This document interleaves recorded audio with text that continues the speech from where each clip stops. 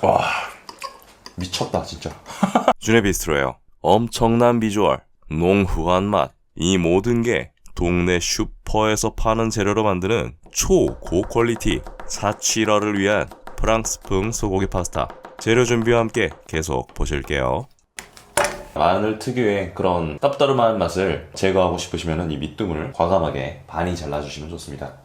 오늘은 이렇게 크기감이나 두께감이 좀 있게 가져갈 겁니다. 마늘을 진짜 많이 쓰는 게 포인트이기도 해요. 밑둥 과감히.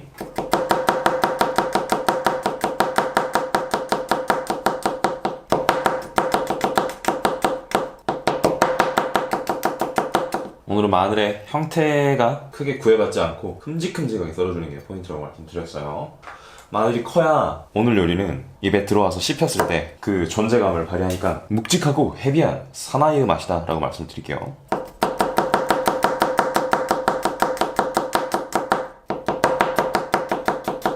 마늘의 특유의 알리시는요 휘발된다고 말씀을 드렸죠. 그러니까 공기와 접촉이 최대한 없게끔, 풍미가 날아가지 않게끔, 마르지 않게끔 이런 식으로 보관을 한다. 잊지 마세요. 자, 그리고 대파의 흰 부분인데요, 이거는 마늘과는 달리 향만 내기 위해서 사용을 할 거예요. 한 개 정도면 충분하지 싶은데 욕심 있으신 분들은 2개 정도로 해서 진행을 하시면 좋을 것 같아요. 자, 파는요 우리 볶음밥 먹을 때 그 크기로 썰 건데요, 우리 볶음밥 먹을 때 막 이렇게도 썰고 저렇게도 썰고 하시죠? 여러분 편한 대로 진행을 해주시면 되고, 파는 여러분 볶음밥 먹을 때 크기가 그 크기로 잘라주겠다 알고 가시면 좋겠어요. 저는 백종원 선생님이 하시는 그 방법을 쓸 건데요, 마지막 부분 좀 남겨놓고 이렇게 칼집을 내주고요. 몇 개 칼집 내주는 거는 뭐 여러분 자유겠어요, 그쵸? 딱 우리는 볶음밥 사이즈, 볶음밥에 쓰는 파 사이즈로 진행을 해볼게요. 좋아요. 딱 볶음밥 먹을 때 그 파 두께감 아시죠? 여러분 볶음밥 하루 이틀 먹어봐, 그죠? 딱 그 느낌으로 진행을 해볼게요. 중간에 뭐 잘려 나가면 어쩔 수 없습니다. 걔는 걔 팔자인 거야. 너무 이렇게 강박하지 말고 천천히. 딱 좋아요. 자, 이대로 가봅시다. 천천히 하세요, 천천히. 여러분 중화 요리난이니까 천천히 차분하게 딱 느낌 아는 사이즈. 아주 좋아요.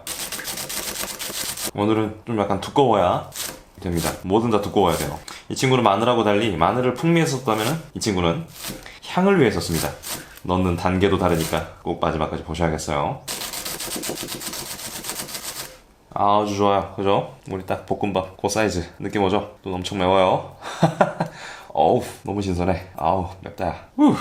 얘도 칼집을 내어주고, 내가 아는 그 사이즈, 나와 여러분이 아는 딱 그 사이즈입니다.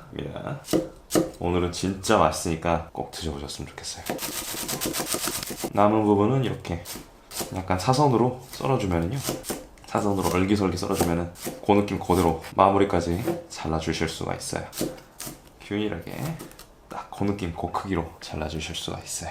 오늘은 딱 한 대면은 적당할 것 같아요. 오늘은 한 2인분 정도 할 건데요, 이거보다 더 많아버리면은 이제 파 섬유질이 입에서 좀 방해가 될 수 있으니까 부드러운 부분만 써주시고요, 너무 많이는 쓰지 않는 걸로. 그러니까 여러분이 파 쓰실 때 한꺼풀 좀 말랐다 이러면 한꺼풀 무조건 버리고 쓰시는 거예요. 저는 한꺼풀 벗기고 온 거라서 다 쓴 겁니다. 결정적으로 이 파도요, 마르면은 질겨지고 재료가 형편없어지니까 반드시 뚜껑을 덮고 보관을 하세요. 아셨죠? 무조건 뚜껑 덮고 보관하시는 거예요, 요리 직전까지. 아셨죠?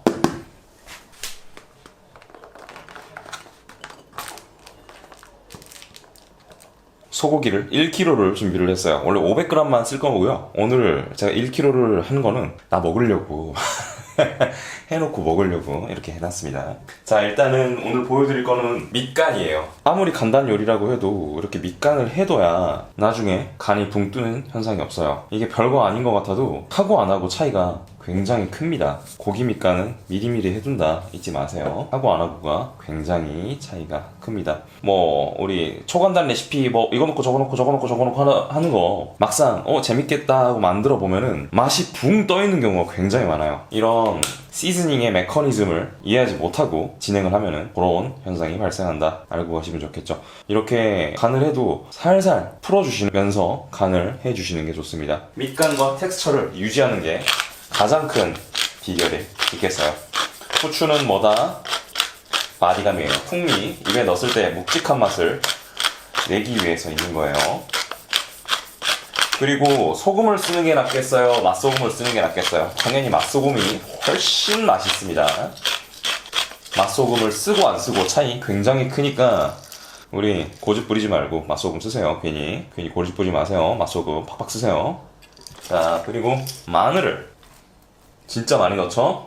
마늘이 소 기름과 함께 튀겨지면서요. 마늘의 깊은 풍미가 마이야르가 소고기와 함께 일어나면서 향과 풍미가 굉장히 크게 부스팅이 됩니다. 얘도 굉장히 큰 차이가 있기 때문에 이런 식으로 진행을 했다. 간단 요리에서 하듯이 마늘 기름 내고 소고기하고 그 위에다 시즈닝하고 이런 거랑 준수 비스트로에서 하듯이 밑간을 하고 마늘과 함께 소고기를 튀기듯이 싹 맛을 뽑는 거는 맛이 직접 해보세요. 이렇게 해보고 저렇게 해보시고 차이를 한번 느껴보시면 됩니다.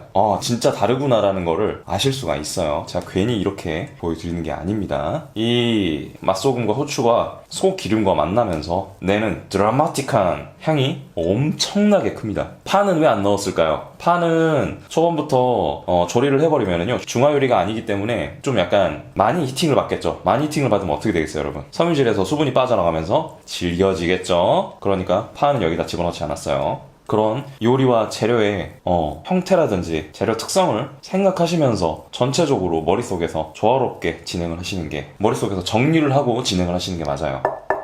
아시겠죠? 준수 비스트로 구독 알람하시고 맛있고 좋은 그리고 띠어리가 있는 레시피 함께 하셨으면 좋겠어요. 바로 원팬 최종 조리로 가볼게요. 바로 가시죠, 여러분. 자, 준수 비스트로 2월 포인트 뭐였죠? 삼식이 3분 히팅 2분 레스팅. 삼식이 잊지 마세요. EVO입니다. 엑스트라 버진 올리브 오일을 사이드까지 꼼꼼하게 해주셔야 돼요. 이렇게 했는데 안 되던데요? 그럼 사이드까지 안 하셨죠? 그럼 100% 안 하셨더라고요. 오늘 스텐펜을 쓰는 이유는요, 약간 좀 더 드라마틱하게 여러분한테 비주얼적으로 폰과 데글라세를 좀 약간 여러분한테 이런 느낌이구나 라는 걸 보여드리기 위해서 스텐펜을 굳이 썼어요. 코팅펜 쓰셔도 전혀 무방합니다, 여러분. 하고 이 정도만 진행할게요.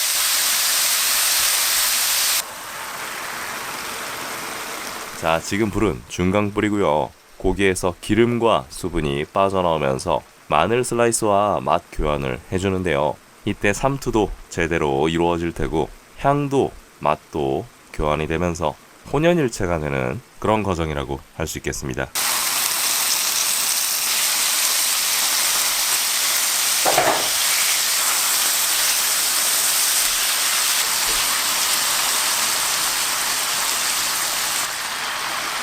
다시 중간불로 올리고요. 안에 있는 녀석들도 마이야르가 제법 나와있지 않을까 싶은데요. 한번 보겠습니다. 어우, 좋아요. 여기서 밑바닥을 긁어주면서 데글라스를 볼게요. 밑바닥에 있는 것들이 진짜 엑기스예요. 타지 않았습니다. 타기 딱 직전까지의 느낌이라고 할까? 라고 느끼면은 어떨까? 여기서 이제 소고기들을 다 분해를 시켜주고요. 얘 운명입니다, 결국은. 분해를 시켜줄 거예요. 범 타니까. 자, 이 과정에서요, 페페론치노를 좀 많이 넣을게요. 오늘은 좀 매콤한 사나이의 요리입니다. 많이 넣으면 오지게 매우니까 적당히 넣으세요. 전 매운 거 잘 먹어요. 그러시면은 알아서 넣으시면 될 것 같습니다. 좀 많이 맵게 진행을 해볼게요. 파스타를 이제 갖고 올게요. 자, 그리고 오늘 여기다가 특이하게 면수를 집어넣을 거예요. 면수는 소금 간을 일부러 안 했습니다. 소고기가 좀 짜기 때문에 면수를 넉넉하게 부어주고요. 살짝 반 정도 잠길 때까지. 지금 파스타는 거의 알끼오도보다 살짝 설립게 진행을 했어요. 그리고 여기서 전체적인 타이밍을 위해서겠죠. 이 밑에 눌러붙은 것들을 싹 긁어내주겠습니다. 잘 긁어내집니다. 이게 다 마스 엑기스예요. 오늘의 핵심입니다. 디글레이징이 네글라스라고 했죠. 네글라스에 된 이 브라운들이요, 면수와 만나서 기가 막힌 맛을 뽑아냅니다. 너무 깨끗하게 빡빡 안 하려고 하셔도 되고요. 이 과정에서 다시 이 크러스트된 바삭바삭해진 또 민스들이요, 다시 부드러워집니다. 여기서 사실 화이트 와인, 드라이 화이트 와인을 살짝 넣으셔도 그 숨긴 풍미에 좋은데요, 오늘은 진짜 마트에서만 파는 재료들로 만들었다고 했죠. 그러니까 화이트 와인은 생략했고, 화이트 와인은 여기다가 1인분에 1테이블스푼 정도만 넣으시면은요, 이 데글라스 할 때 정말 풍부한 그런 맛이 나옵니다. 보세요, 싹 긁어지죠?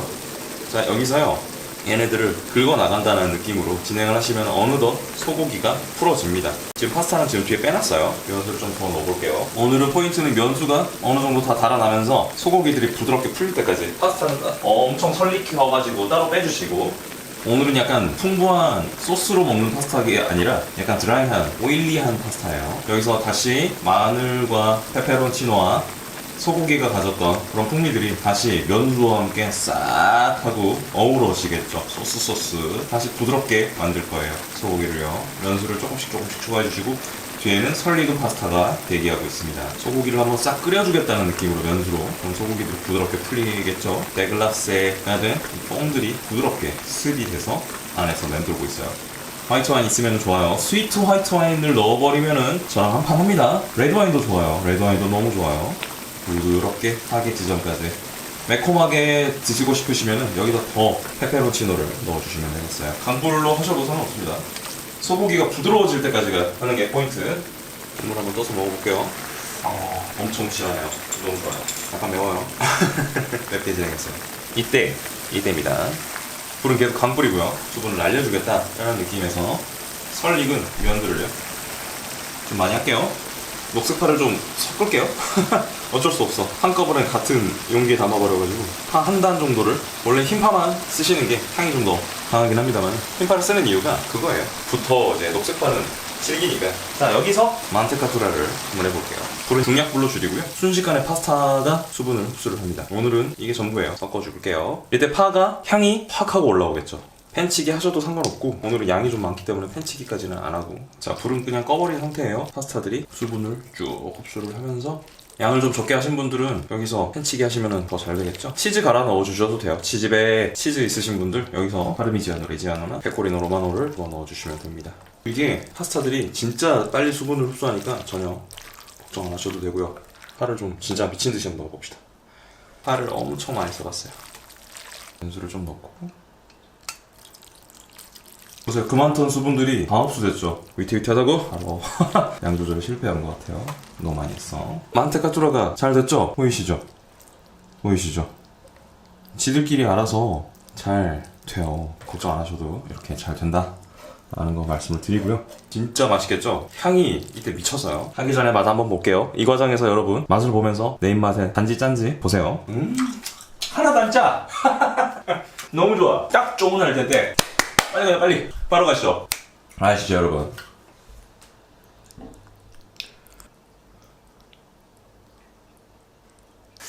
유화를 할 의도가 1도 없었는데 잘 돼버렸어요. 파를 미친듯이 넣어주는 게 포인트입니다. 후추를 다시 한번 골고루 뿌려줄게요. 고기를 먼저 먹어볼게요. 와, 무슨 맛일까요? 정말 단순한 재료를 가지고도 몇 가지 스텝을 이용하다 보니까 진짜 미슐랭 맛집의 맛이 나와요. 마지막 단계 드셔보셨을 때 맛이 좀 부족해 이러면 미원 넣으시면 확실히 딱 맞습니다. 아셨죠? 미원이에요. 면수와 소고기와 파 마늘로만 만들어진 오늘 파스타예요. 먹어볼게요. 첫 입이 중요하죠?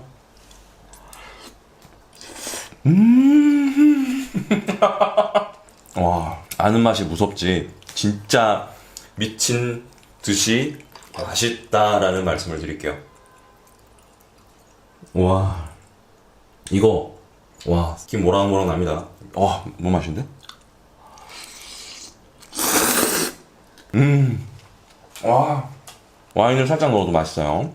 파가 너무 잘 어울려요. 미쳤어, 파. 페페론치노를 여러분은 좀 더 공격적으로 쓰셔도 될 것 같아요. 너무 맛있죠? 후추의 펀치가 미쳤습니다. 마늘의 풍미의 펀치가 확 치고 와요. 대파의 향긋함과 와 너무 좋아요 지금. 와 진짜 맛있다.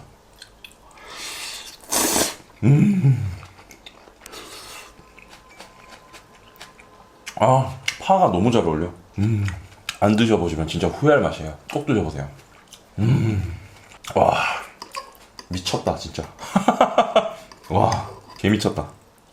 와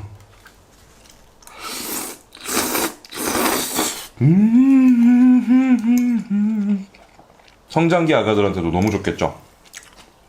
와 진짜 맛있어. 초간단 재료로 스테만 바꾸니까 미슐랭 맛집에 맛이 나온다. 거짓말 아닙니다. 꼭 해서 드셔보세요. 화이트 와인 넣어도 진짜 좋으니까 1인분에 1테이블 스푼씩 넣어서 진행하시면 좋겠어요. 스푼으로 퍼먹어. 좋아. 리조또에 넣어서 먹으면 진짜 맛있겠다. 와, 파가 너무 잘 어울려. 하나도 안 질겨요. 너무 부드러워요 지금. 와 진짜 맛있어. 양파 아니고 대파만 쓰시는 게 포인트예요.